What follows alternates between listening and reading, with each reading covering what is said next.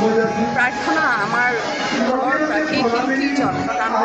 যিজন হঠাৎ আমাৰ মাজৰ পৰা নোহোৱা ক'বলৈ বেয়া লাগে যে তেখেতৰ আত্মাৰ সদ্গতি লাভ কৰক কাৰণ জুবিন দাক আমি এনেকৈ বিদায় দিম এতিয়াও বিদায় দিম জুবিন দা সদায় আছে আমাৰ মাজত ঠিক তেনেকৈ আজি ইয়াতে যদি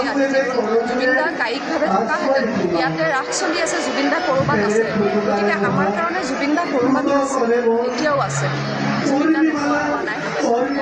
গতিকে আজি এই ঘিলামৰা ভগৱানৰ ওচৰত প্ৰাৰ্থনা জুবিন দা আপোনাৰ ওচৰত আছে আপুনি ভালকৈ ৰাখক আমাৰ সম্পদ আমি জুবিন দাৰ কৰ্মৰাজি জীয়াই ৰাখিম আৰু লগতে আপোনাৰ ওচৰত আৰু এটি প্ৰাৰ্থনা খুব মানে এক ছয়াময়া অৱস্থাত আছে এক ৰহস্যৰ আঁৰত আছে আজি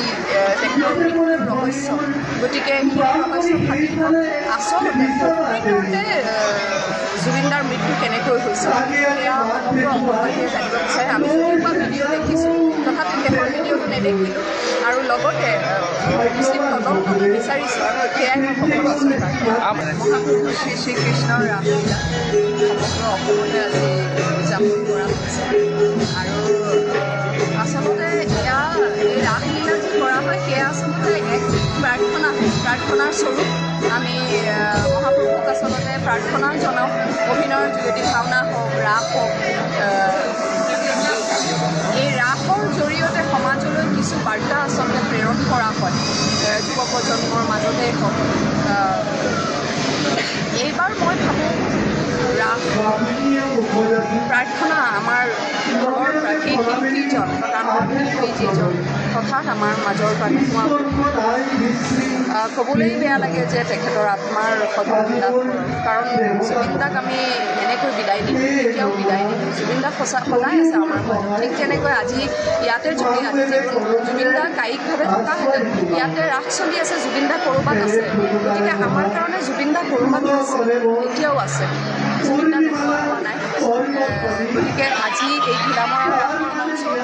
ভগৱানৰ ওচৰত প্ৰাৰ্থনা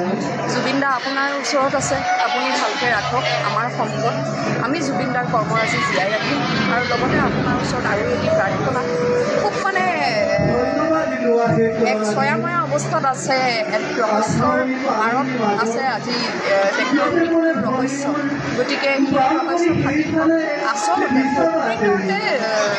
জুবিন দাৰ মৃত্যু কেনেকৈ হৈছিল সেয়া সমগ্ৰ অসমবাসীয়ে জানিব বিচাৰে আমি কোনোবা ভিডিঅ' দেখিছোঁ তথাপি শেষৰ ভিডিঅ'টো নেদেখিলোঁ আৰু লগতে উচিত তদন্ত বিচাৰিছোঁ সেয়াই মই সকলো মহাপুৰুষ শ্ৰী শ্ৰীকৃষ্ণৰ ৰাসলীলা সমগ্ৰ অসমতে আজি উদযাপন কৰা হৈছে আৰু আচলতে এয়া এই ৰাসলীলা যি কৰা হয় সেয়া আচলতে এক প্ৰাৰ্থনাৰ স্বৰূপ আমি মহাপুৰুষক আচলতে প্ৰাৰ্থনা জনাওঁ অভিনয়ৰ